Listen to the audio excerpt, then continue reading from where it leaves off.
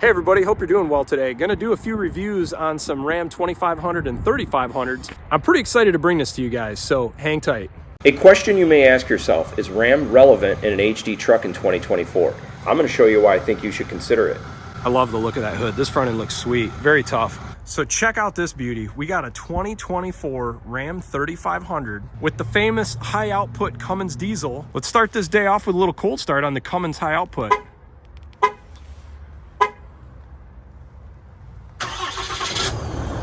No big deal for this thing. It's actually not that cold out today. I think it's about 35 degrees Fahrenheit, so no big deal. Some thoughts right off the bat. Man, I love that sport hood on the front of the new Ram. It just looks awesome, just beautiful. The LED headlights on the front of these, really good looking setup.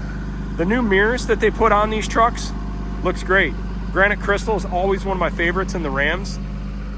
When I look at the mirrors, the side profile, one of my issues with the older mirror is in the standard down position, you have kind of an awkward view, but now they kind of fixed that issue and you've got actually a better blind spot, and they've got the light, which is in a really nice spot here now too. This truck gives you the option of doing a spray and bed liner if you want, and adding a fifth wheel prep. I also like how this has got the cab corner step to get in the back of the truck. I feel like all these trucks should come with it, but that is a really nice feature. An area where I feel like Ram does a really great job is just in general, their interior appointments. You can just tell the attention to detail. Really nice soft point finish. The Alcantara suede on the sides. Nice amount of cup holder storage. The seats in these things look beautiful. Got the suede up top, really nice stitching, nice embroidering where it says Laramie. This is why you buy the 3500 though. Let's see where we're at here. 3,942 pounds for your payload. It's a beast. So I haven't driven a mega cab in a while, so I'm not used to this much space in a Ram truck. It feels massive in the second row versus my standard crew cab. It always impresses me when I get inside a Ram in a higher trim levels and just how premium they feel. I love the center console storage area. Got your wireless charging. Got a nice little pocket here for change and whatnot. This has the 12-inch screen. So for me, I'm okay with more of the simple screen, but this thing looks just incredible. And I like that you still do have your buttons on the side, which is nice. Got your aux for your upfitters. I'm just noticing this must have the airbags in the rear too. You can see your exhaust brake, 2 high, 4 low. This has the newer updated steering wheel and the display. So this is where we're gonna see a difference on the 2024 model. This is gonna be different. Auto dimming rear view mirror, have your tailgate drop and your light buttons above. You got your garage door openers. Now let's look at your glove boxes. Plenty of storage here, no problem there. All around dash layout feels really nice. So I'm gonna let this truck warm up for a bit because today we're gonna do some drive impressions and kind of see how this truck does as far as ride impressions and fuel economy. I haven't been in a mega cab in a while, so I forgot about all this storage back here. This is awesome. Man, this is a huge feature. This is nothing new for Ram. I mean, they've had this for quite a while, but you forget how nice this feature is. Similar model legroom as some of the other brand trucks. You just typically don't get the legroom and the room behind it. So this is really nice. This has heated seats in the second row. Plenty of USB A and C. I like that. Got some storage underneath there as well. Another thing I really like about the Rams are these cast recovery points up front. They're just super beefy. You've got your plug-in for your diesel engine. You can see right there. We're gonna see if the high idle works on this truck like it does on my Cummins. So I think you hit this button here and then hit the set button. Yep, there we go. Can hear it idling up. 1100, I'm gonna hit the plus and see if it goes still up to 1400 RPMs. Sure does. Very cool. That'll warm this engine up real quick. So this truck's pretty loaded for a Laramie. You've got the adaptive cruise control, got the premium audio system, and I'll show you a window sticker, kind of go through some of the different options this has. Okay, got to get used to how these mirrors work. So that extends there. Press that button and it goes all the way out. Very nice. Now let's see the fold in. Hit the button there. There we go. pull them back out. I like the new profile of the mirrors. I don't think they look bad, and they're pretty functional. Now the bottom blind spot is not adjustable. You do have to still manually adjust that. So you just put your hand out there, kind of adjust it to what you want, no big deal, but that pretty much stays set. You don't really ever have to mess with those. So this truck has auto headlamps. It does not have auto rain sensing windshield wipers. All right, we'll compare some of these gauges. We're in the vehicle info now. I've always been a big fan of this gauge display because I personally like the analog tachometer and speedometer, but with the digital information in the middle, I just think it's phenomenal. It's the perfect setup for me. We'll see. Our coolant temps to 190, trans is at 100, oil temps already warmed up, so that's great. So I think we can now begin doing a little drive review. I'm just gonna set up a few of these things, reset our fuel economy, and we'll get on a trip right now. Okay, resetting our trip right now, resetting our fuel economy. Let's give it a go. So today I'm doing this review for you guys at Dick Scott Motor Mall in Fowlerville, Michigan.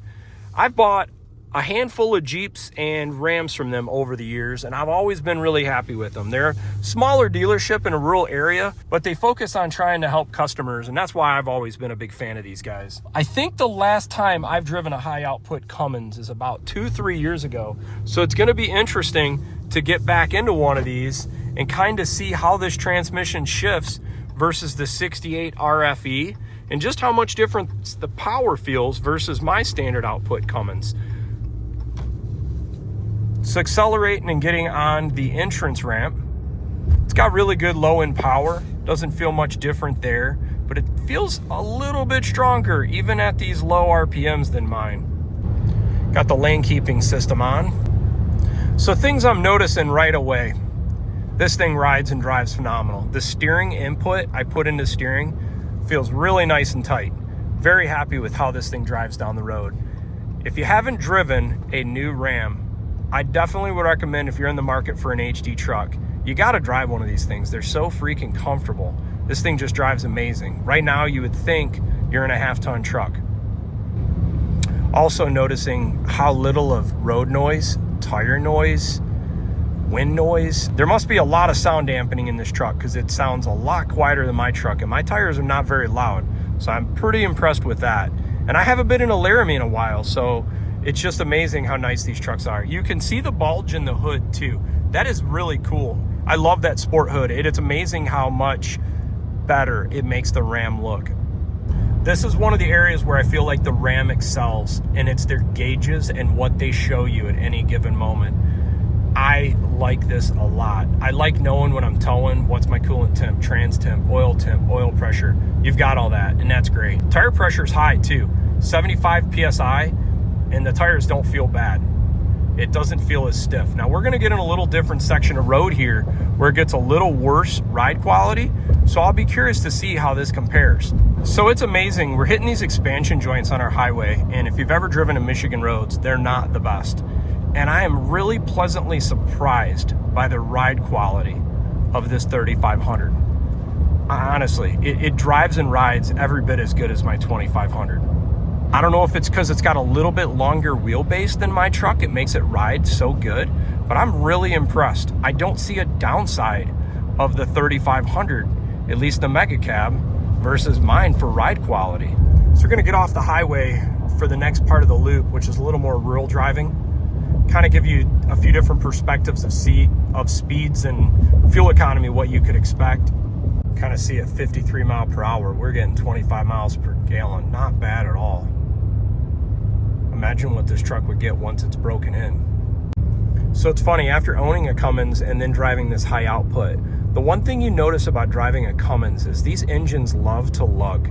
I mean, I'm just accelerating at 1,300 RPMs going down the road, and it just enjoys it. You can tell it's a comfort zone for these motors. They just make such great power at such a low RPM. What I really like about the Eisen transmission is the torque converter lockup on each shift. It just feels so robust. You don't feel any shift flare. Every shift feels crisp. I really like that. And I can see why people like this transmission for that reason alone. 50 to 55 miles per hour, you definitely could get 22 to 27 miles per gallon at these speeds. You can see, I mean, right now I'm getting actually 30 plus right now. So that's incredible. I mean, here's 52 miles per hour, 31 miles per gallon. That's incredible on a 1-ton diesel truck. Very nice. Going to pull back into Dick Scott here, and we will see what we got for fuel economy. And there we go. 20 miles, 17.1 miles per gallon. Not bad considering I had a handful of stops, and it would have only gotten better if I would have had a few less. Let's go over the window sticker. This is a heavily loaded Mi. Comes with a lot of options. You can see it's got the customer towing, technology group, safety group. Comes with cold weather group. And here's where the big money hitters are. Sport appearance package. Also comes with the high output diesel engine and the automatic load leveling rear suspension for a grand total of $97,970. All right, now let's play around with some of the technology in this truck. So being the 12-inch display, you got the GPS on the top. Let's see what it looks like with the camera setup. Okay, so 360, very nice. Yep, got the cargo camera. So I can tell you right now, the clarity of this backup camera is better than I've had on some of my other trucks. There's no question the resolution on that's better than what I had on my last one. Hitch, very nice, good resolution. Let's see, this would be your front. Yep. Rear. Let's see if it turns. Yep, it does turn. I like when trucks have that. Just kind of gives you an idea of how close you're going to get to the left and right when you make your turn. More cameras. You hook up some accessories. Very nice. Yeah, it's a good system. All right, let's put it back in park. See, obviously you got your lane keeping, lane sensing. You've got your traction control. This is an area where I feel like Ram does a great job by having the 12 volt here. So where I use that is when I'm doing a backup camera on our fifth wheel, I can put my Furrion camera system, set it right here. Smart move by Ram. This one's got the Harman Kardon stereo, and it sounds amazing too. I think Ram's got one of the better sounding sound systems. Let's see what other features we got here. So your media takes up the whole screen, very nice. Comfort, a lot of adjustability here. Heated, cooled, nice. Okay, heated steering wheel, nice. Okay, nav does take up the full screen like that. Oh, okay, nice. That was the 3D view. This is the overview, I like that. Even shows gas at the nearest gas station. That's pretty cool. Okay, let's go to the vehicle settings. Oh, look at this, bed lowering mode. Top, front, man, there's lots of settings on this thing. Off-road, what is this? Steering angle, okay, so that's what it does. When you go back to off-road mode, let's see, vehicle dynamics. Yeah, that is really cool. This would be nice going down the road too if you want to keep your gauges of something else displayed over here. That's pretty cool. Okay, you can make all kinds of shortcuts. So some things I notice, the system feels pretty fast. Every response I'm putting into this thing, I'm not seeing it glitch or any slow movement. Things move pretty quick. That's a solid system, I like that. Now let's see this. You can set up an alternative trailer height, I like that. Let's pop the hood and see what the high output looks like. So one of the things I noticed, and some people might have some reservations on this, I actually like it. I don't believe this is a functional hood scoop, and I'll tell you why I like that better. My issue with some of the functional hood scoops on the HD trucks is they let water in, and they could let salty water in, and I personally want to minimize water and salty water and stuff on top of my engine.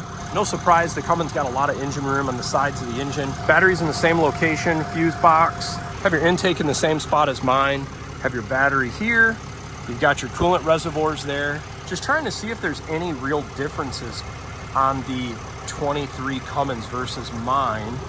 I know that being the Eisen, the transmission dipstick tube's in a little bit different location.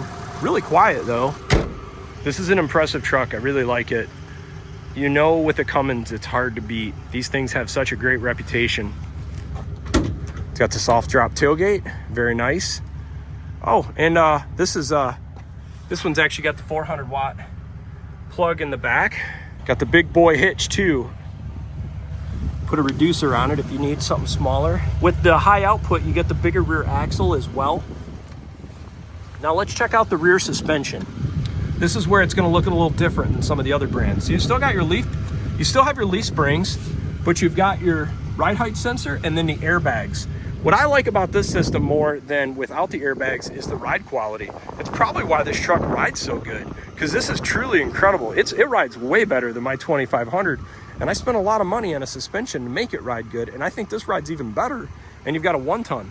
Let's look underneath the truck now and see what we got for skid plates. So you got a skid plate there in a transfer case. Pretty open otherwise. Nice E-coated suspension. Since they went to 5th gen, you put the shocks on the sides, not in the middle of the coils like the older trucks used to be. This has the 18-inch rims with the Firestone Transforce AT tires. Some people are not a fan of these tires.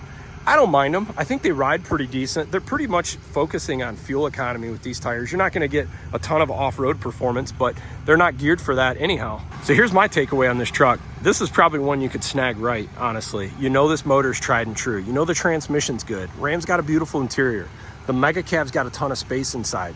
You can choose what kind of bed liner you want to spray in this thing. I like that this thing has the airbags, so you're automatically going to get the ride height sensing and you get the ride quality. I think every truck should come like this that Ram makes. This will be a sweet setup for somebody. I hope you find this video helpful. I know I'm pretty impressed by this truck. This is one of the first high outputs with the airbags I've driven in a Ram, and I gotta say, they did a great job on this thing. Feel free to give me a comment. If you really like it, feel free to give me a like. Thanks for watching. Have a great day.